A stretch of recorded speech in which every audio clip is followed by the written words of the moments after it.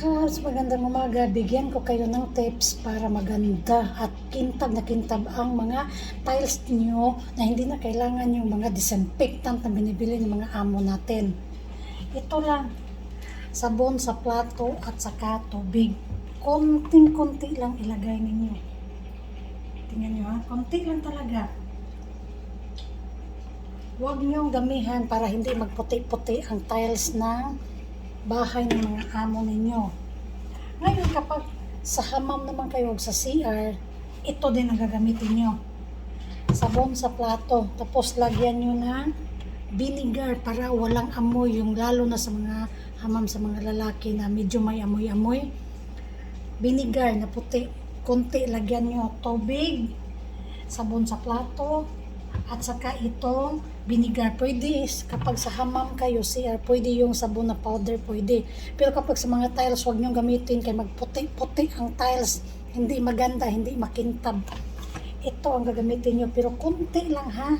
Huwag nyo damihan kay magputi-puti rin yan. Makintab talaga. Ipakita ko sa inyo ang tiles ng amo ko kung gaano ka.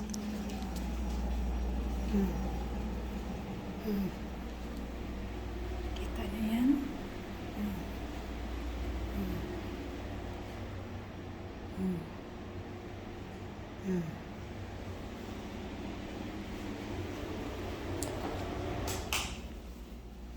Oh, ang linis niyan. Oh, alagang binigar yan. Alagang binigar ang aming CR. Walang kaamoy-amoy. Lalo na sa mga hamam, sa mga lalaki. Kailangan talaga dahil alam niyo mga lalaki, hindi salod ba? Hindi maayos. Tapos magbisik-bisik niya sa baba sa mga tiles, sa mga elodoro. O yan, mga amoy yan. Vinegar, lagyan nyo, vinegar konti ang inyong balde.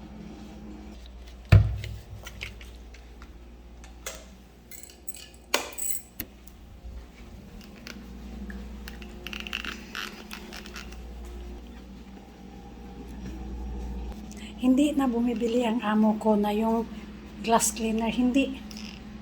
Tubig, lagyan nyo konting vinegar. Huwag damihan para di sabihin, oy, amoy asim man yan kabayan. O, meron naman magsabi niyan. Konti lang para walang amoy na vinegar ang inyong pang-spray. Sobrang kintab. Pakita ko sa inyo yung hagdanan. Puro glass tong bahay ng amo ko. Yan glass. O, puro glass. Kita nyo kung gaano kakintab yan. Puro glass. Ito rin puro glass. Puro glass yan. Puro glass. Alagang vinegar lang yan at saka tubig. Konti lang ha. Kaya para dili mangamoy asim. Oh, ito. Matagal na namin itong ginagamit. Na-discover ko ito kaya nakita ko sa mga YouTube mga anong panglinis na maganda sa mga glass. Konti lang. Tubig at saka vinegar. Konting vinegar lang ha. Okay?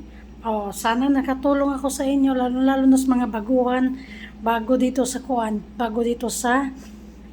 Middle East. Napakagandang panglinis ang vinegar na white. Kahit sa sabon namin sa plato, yan, sabon sa plato, hindi kami naglalagay dyan ng Clorox, vinegar din. Kaya ang vinegar, disinfectant din siya. Oh, kaya nilalagay namin dyan, vinegar. The best ang vinegar. Believe me mga kabayan.